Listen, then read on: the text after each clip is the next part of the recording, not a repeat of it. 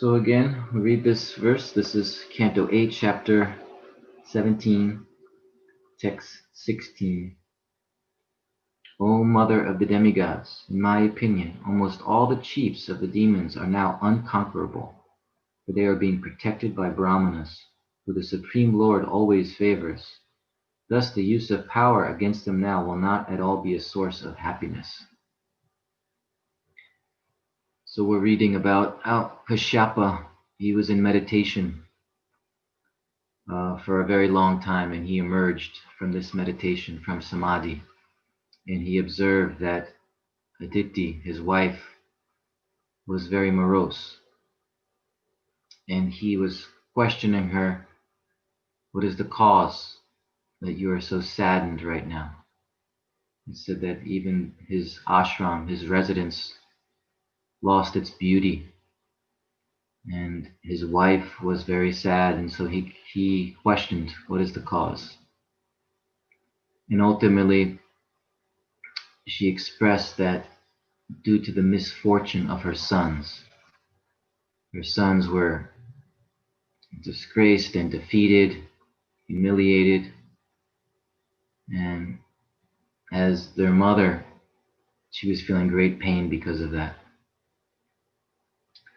And when Kashyapa Muni first heard this, he said, alas, how powerful is the illusory energy of the Lord, that this whole material world is so strongly bound by this family attachment. So he was seeing it from I could say, a higher perspective, seeing how the whole material world has this kind of attachment. Family attachment, of course, in today's world, many people are neglectful of children and so forth. And so the advice is to become attached for such people.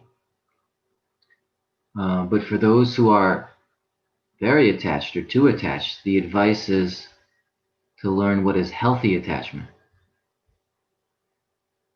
And if for those who are attached in a healthy way, then the advice or suggestion for them is to learn what is enlightened attachment. So it really just depends. We're quick to give advice to be like this or be like that, but we always have to look at a stage. What stage is a person at? So to recommend detachment to a person who's already detached in an unhealthy way, who's neglectful, that wouldn't make much sense. It would just encourage them. So you see where a person is. But for those who are able to understand what is healthy attachment, healthy family attachment, then we can start to speak something about what enlightened attachment means. Where there's attachment, there's love, there's duty, there's responsibility. And yet there's also an understanding that the Supreme Lord, the awareness that the Supreme Lord is the ultimate controller, and I'm a caretaker, I'm a servant of these family members, but I don't possess them, they're not mine. So when those realizations are there, then one can love, there's attachment, there's affection, but there's also an understanding which allows us to also let the other person be, serve them, but to understand I'm not the complete controller. Right, so, and how do we come to this enlightened attachment? Well, this is contained in the guidance of Kashyapa Muni, because he directs, when he understands what the cause of his wife's unhappiness is, then he directs her toward the Supreme Personality of Godhead, and by the performance of Bhakti Yoga.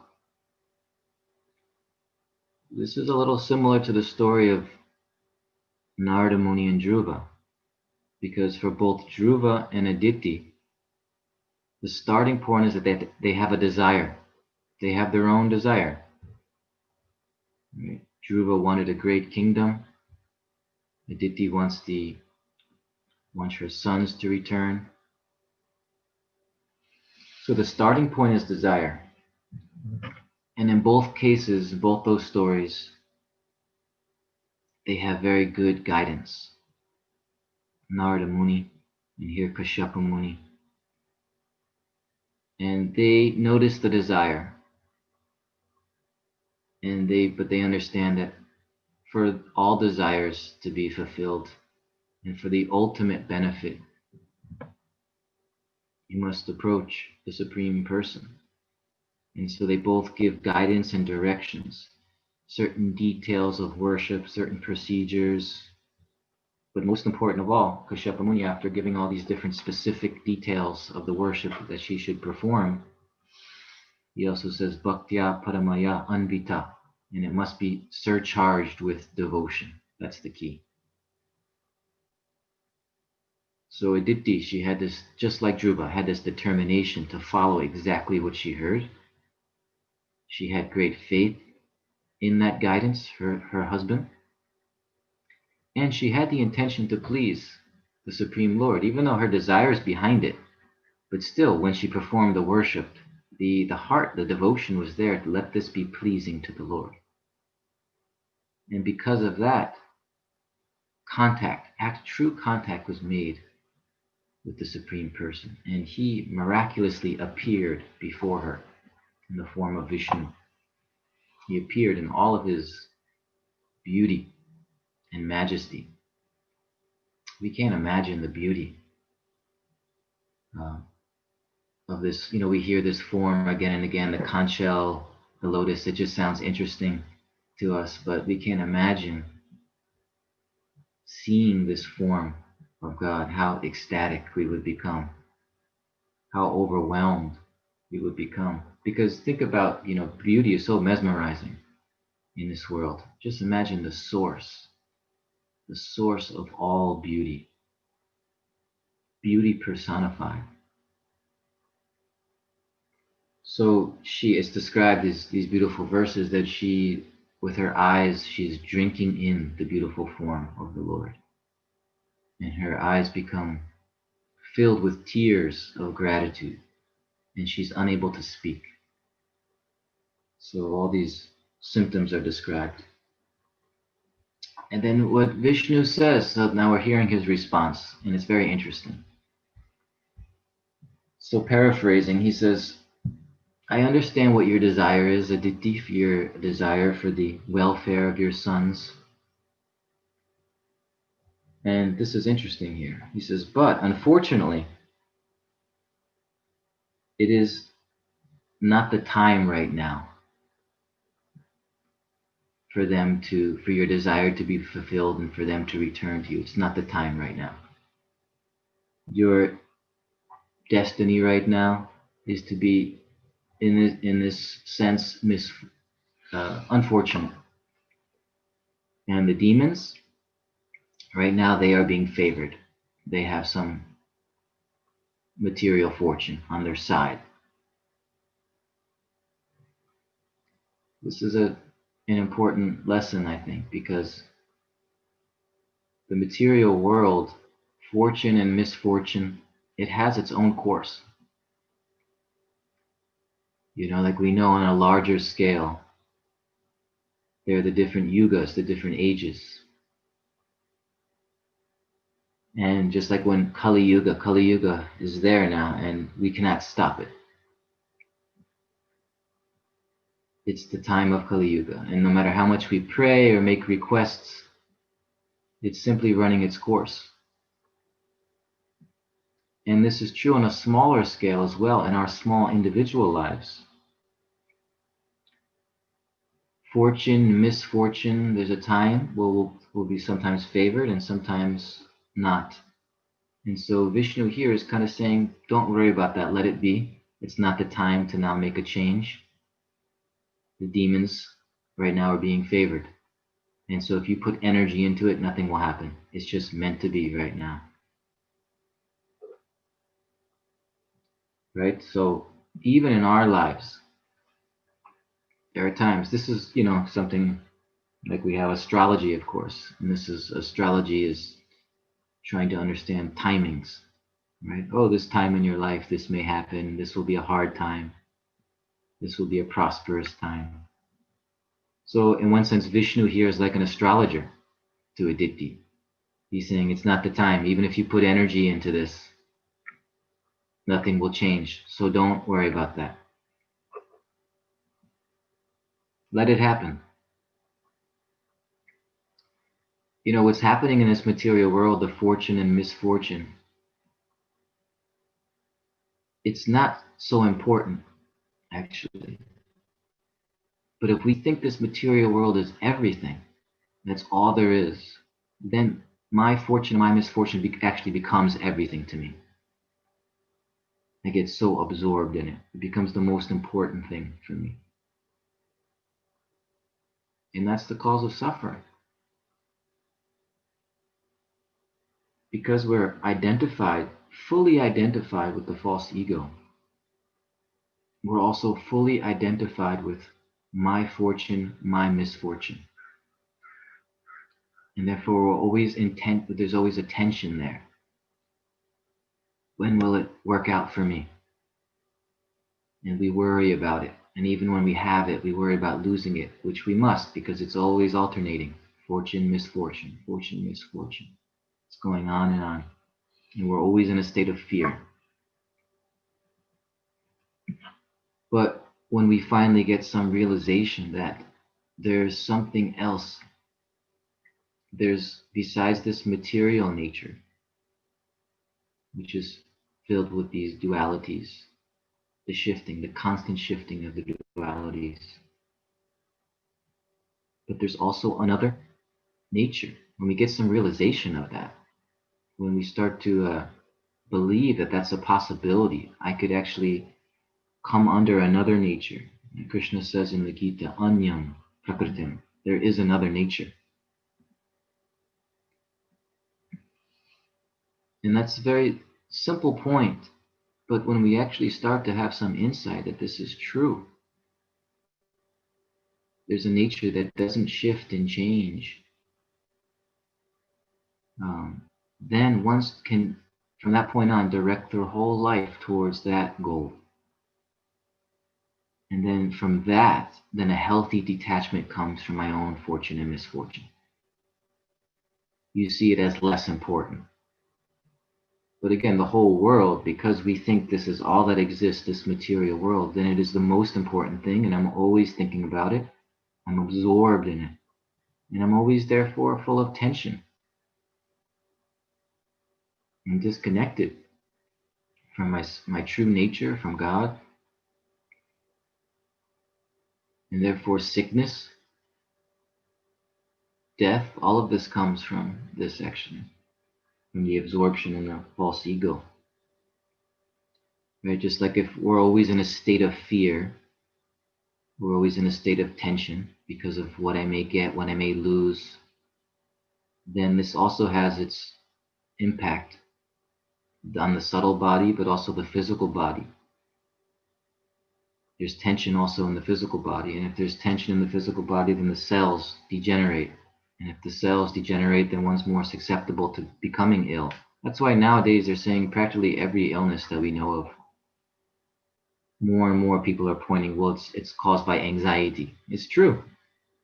And we're in a state of anxiety. And when you're in a state of anxiety, you're more susceptible to diseases and sickness, and this is eventually leading to death. So, but if we start to direct ourselves towards a higher purpose,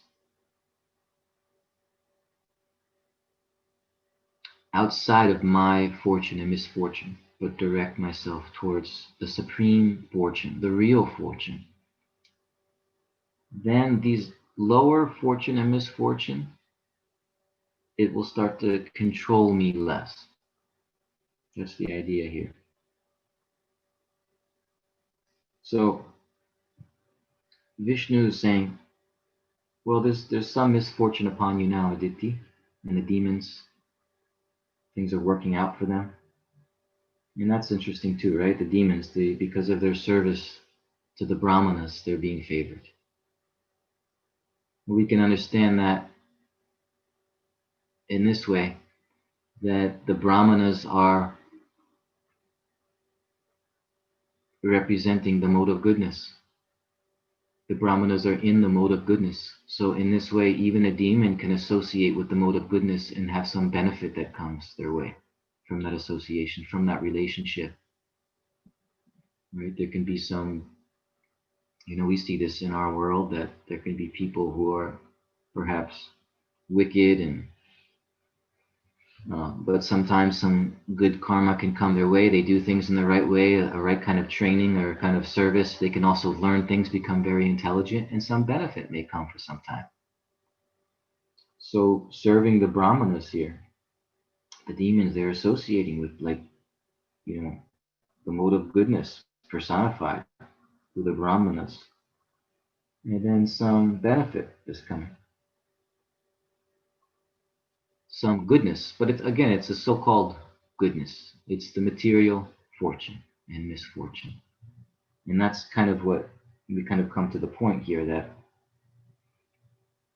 as I was mentioning, when our minds are fully absorbed in just the material, my fortune, my misfortune, my good, my bad, we can't see what's truly we can't see the only good. Like Prabhupada was sometimes, the sanam bonam, the ultimate good. What is the ultimate good? We can't see that if we're absorbed in the duality of my good, my bad.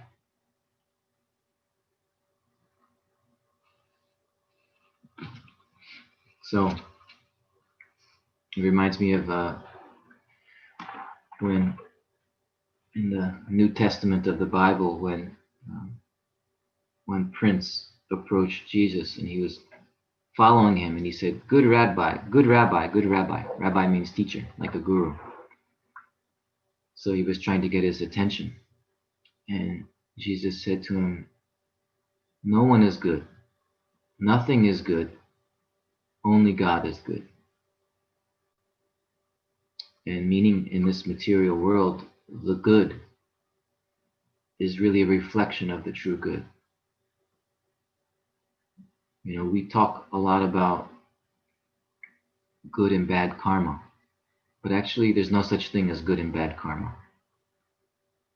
It's a mistake to call it, like it says in Chaitanya Charitamrita, "E bala, e manda, e sabha brahma," that saying that this is good, this is bad, that is a mistake, that is an illusion. So to say good karma, bad karma, it's actually an illusion. The law of karma is a totally neutral law. It's the law of cause and consequence. It's completely neutral. And it perfectly sends back to us whatever we create. So it's teaching us something. You see, it's like a teacher. And the law of karma is meant to be a kind of spiral of learning. But through identifying with the ego, the egocentric self, this is good for me, this is bad for me, we turn this neutral law of karma into a very personal, hostile law that forms my destiny, So even though, if we can see, this is just a law, a neutral law of nature, action and reaction, but because of my identification with the false ego and goods and bads, my good and my bad, then we turn that law, that neutral law, into a hostile, personal law. And then I have my destiny. Oh no, this is going to happen. My destiny. And we become worried about it.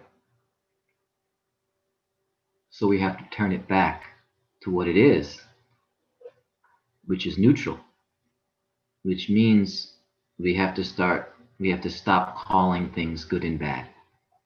It starts there.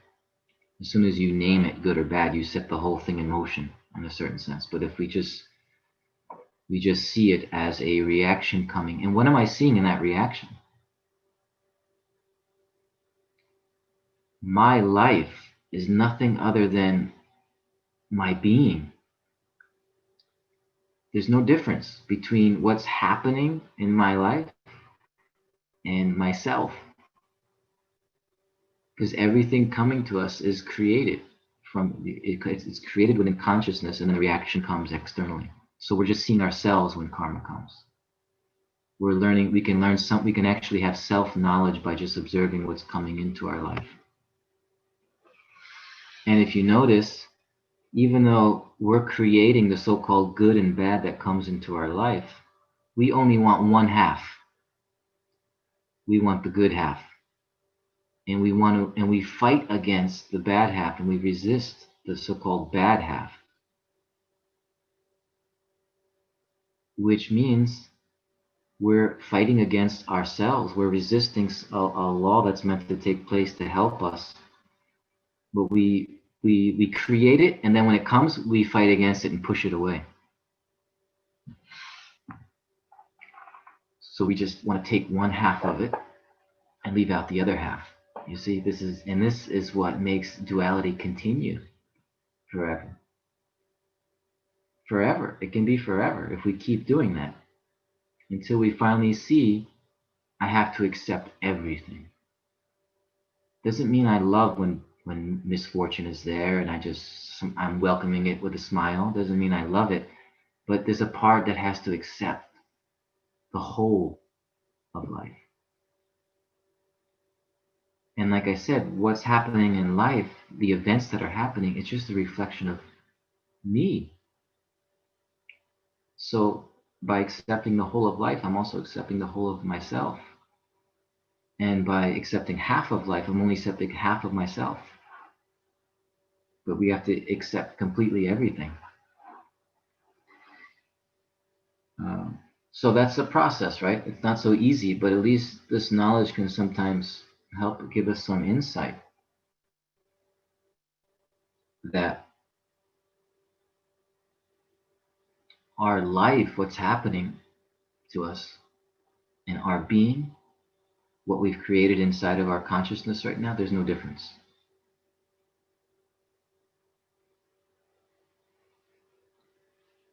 So we have to take the whole of it. And in that way, we become whole again. We become unified. Otherwise, if we take half, then we're split, then life is split. And that's what duality means. And that just keeps going and going and going, because I won't accept the whole truth of what I'm creating. So a certain radical responsibility that everything that comes, I see it as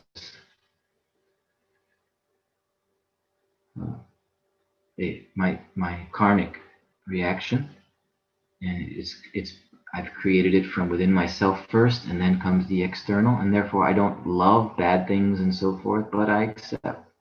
I'm taking responsibility. I accept the whole of it. And then with that, accepting the whole, it starts to lose, the duality start to lose their power over us, and then we can direct ourselves. That's not the end. That's just accepting, material life. But then we can direct ourselves towards the real goal. Prabhupada would always say, Nite vidu svarta gatim he Vishnum, that the real target, the real aim of life is Vishnu, and nobody knows this. So my fortune and misfortune, it's not the point. I have to just accept the whole of it. It's just the cause and consequence, the law of nature. This is the law of karma. And I have to return it back to just the law of cause and consequence, and take out the good and bad from it.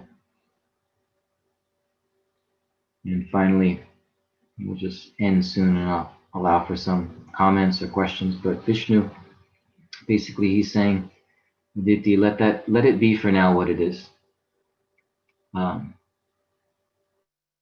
Let material nature just run its course. The demons are being favored. But because of your devotion that you offered to me, he says eventually he's going to say, I must find some means of favoring you. So basically he's saying, I'm not going to touch what's happening on the material level. That is what it is. Again, like an astrologer can say, oh, in the future this will happen. Right now this is happening. So that will be what it is. But I have to find some way of favoring you because you performed devotion, sincere devotion to me. So then this is the benediction. He gives the ultimate benediction. He says, therefore, I will become your son. You want your sons to return? That's not going to happen right now. It's not the time for it. But I will become your son. You see, so this is the power of this pastime, and as well as the power of the pastime of Dhruva Narada, that it starts off with a desire, but because devotion is involved in the practice of devotional service, Krishna ultimately gives himself, and it overpowers the desire that was originally wanted or expected. And so just imagine that now Vishnu is going to take birth as the son of Aditi, as Vamanadev. And this is the real solution to all of our problems in this world. The solution has to come from another level.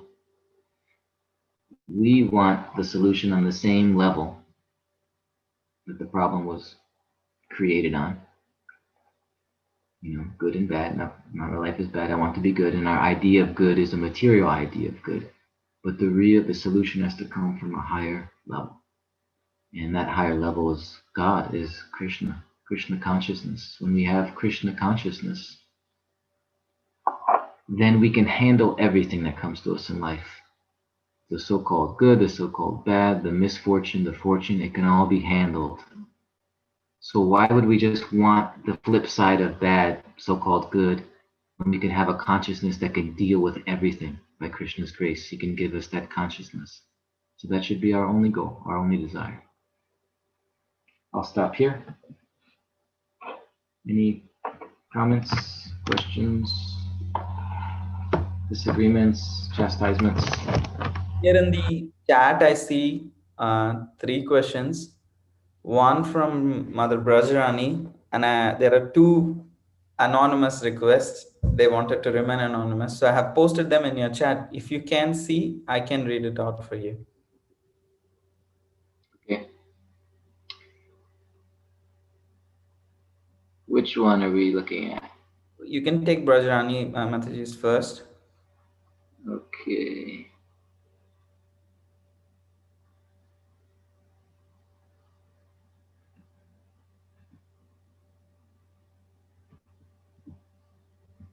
Okay. I don't have it. I think I'm sorry. Okay, It's I can. okay. How You do read we it. accept that we have created the bad things as well and not get down on ourselves? If we get down on ourselves too strongly, then we're not accepting it, actually. That's an interesting thing to think about. We're not to truly accept it. Whatever comes in our life, and if I just say, I accept it. If I can't accept it, if I'm resisting it, if I'm angry, if I'm resentful, then I'm not accepting it. Accepting it means that it means it's just a deep level of just taking responsibility. Okay, I've caused this. It's humble to just, like sometimes I've been with Radhanath Swami where something has happened or he's made some little mistake with, some like technology or something like that. And he very blissfully just says, I'm a fool. Like, yeah, I don't know what I'm doing. You kind of like, almost like, it's like if we truly accept even the faults within us, there's a certain, sometimes a lightness about it because we're fine with admitting we're foolish, right? But if being a fool is just destroying me and I can't deal with it, what does that mean? I can't accept it. So there is a way of just, admitting, yes, we're fallen. We're fallen into this material world. We've turned away from Krishna. We're entangled in our own karma. We make so many mistakes. I'm absorbed in my false ego. All of that is true. And so, of course, there's going to be flaws and faults and mistakes that I'm making. Well, here it comes in my life now as a reaction. Well, let it come. I accept it. Krishna, let me learn something from this. Krishna, please guide me back to your lotus feet. And that way we don't get too into the mistake or the flaw either. We don't get too into the bad reaction. Again, better not even to call it bad, just see it as something coming that I have to deal with, that I have to learn from. So just some thoughts. I hope there was something there that was helpful.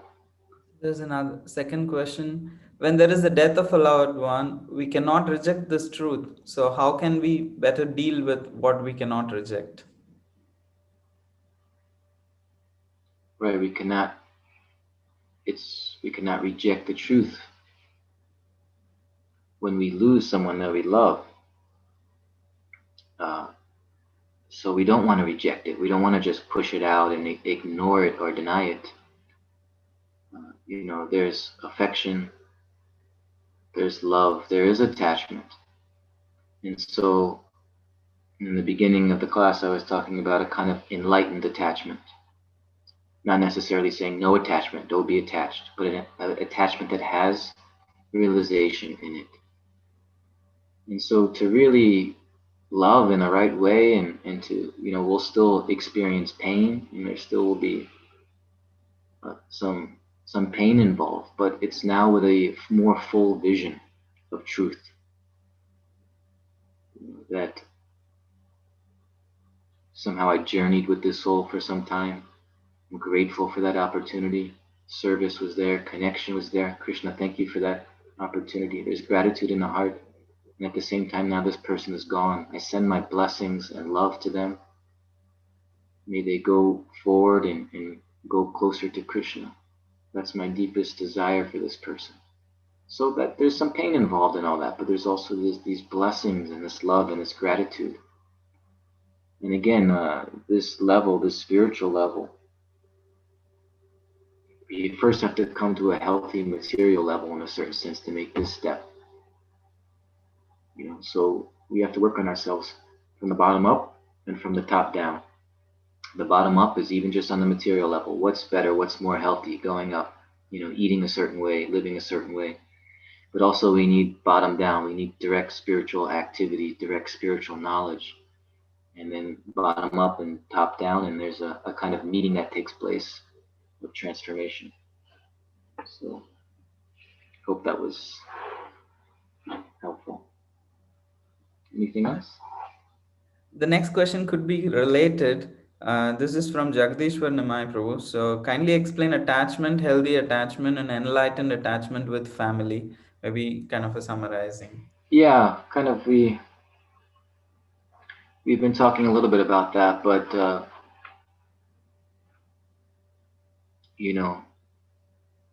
it's a difficult thing to talk about because it's a consciousness where two things are existing simultaneously.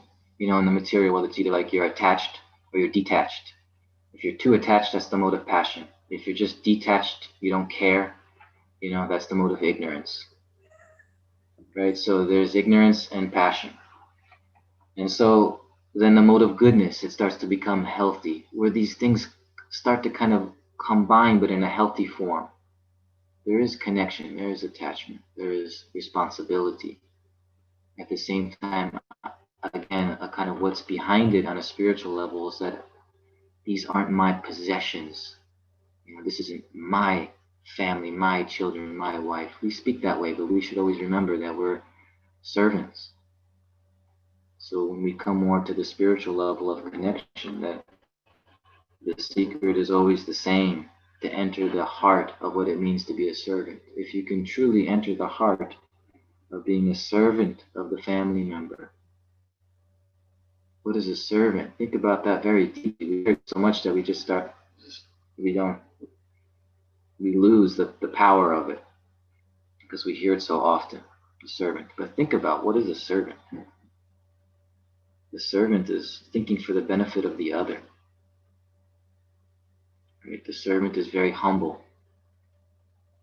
The servant is very attentive to the master, how can I nicely serve? And the mind is not on oneself, but on the other. So if we can see our family in that way, then there will still be a connection, an attachment, an affection. But also, if we truly love and benefit the other, we know that their lives and their journey continues beyond this short situation with me. And so I continue just to give all love and blessings and the soul, let this person's soul be benefited. So, yeah, there's a lot to be said about that, but trying to be a little concise in case there's more. Before we take the next question, I think Adipushpa wanted to add some comments. Jai, Adi Purush Prabhu, please accept my obeisances. Mr. Prabhupada, you can hear me okay? Yes. Okay. I would rather let somebody else ask a question. If that's finished, I could say something. But you're doing great. Wonderful class. Thank you so much. No, bro, just carry on. No problem. Thank you, Adi Purush Prabhu. Because there's only 2 minutes. You can add your comments. I can take the next question. Okay. Basically, we always turn to the subject of how wonderful is Krishna, that he's given us this choice to see things materially or to see the fact that he's there, that he's in control, that we're meant to please him, and in that attitude with the spiritual vision that Krishna knows what he's doing. We don't just, you made a really powerful point about accepting the good and the bad, the things that appeal to be pleasant and unpleasant. And if we actually understand, the scripture says, we have to understand that Krishna is behind it. It's not just that we tolerate it, but we're actually grateful for it. And we thank Krishna. Thank you, Lord, for what's coming. And how can I serve you? Like you mentioned, you should respond devotionally. So devotionally means, Lord, thank you for everything just as it is. How can I serve you under this circumstance? I know this is beyond material, pleasant and unpleasant.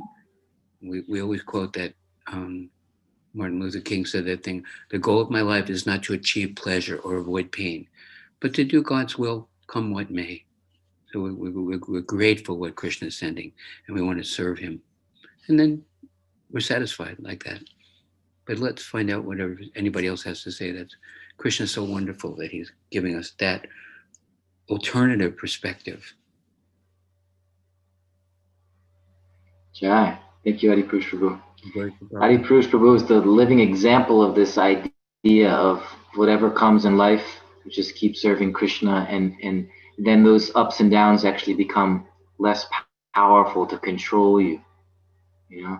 The ups and downs, if that's all we know and that's what our absorption is, then it will be so powerful. It will take us up and then down and then up and then down. And that's the suffering of life. But if we have something else to give our minds to Krishna, service to Krishna, and that's the focus, then those things, they're just kind of happening. They're happening kind of in the background, but our real life is directed towards the lotus feet of Krishna. Real pleasure. You're muted, Adi Purush Prabhu. Krishna says the non-permanent appearance of happiness and distress are like the appearance and disappearance of winter and summer. One must tolerate them and not be disturbed. That means that we don't, not that we don't feel the heat and the cold and the fame and the infamy, but what's not disturbed is, all right, how can I serve you? What is my service? What does Krishna want? How can I please Krishna in this circumstance? And then we can ride through those little ups and downs.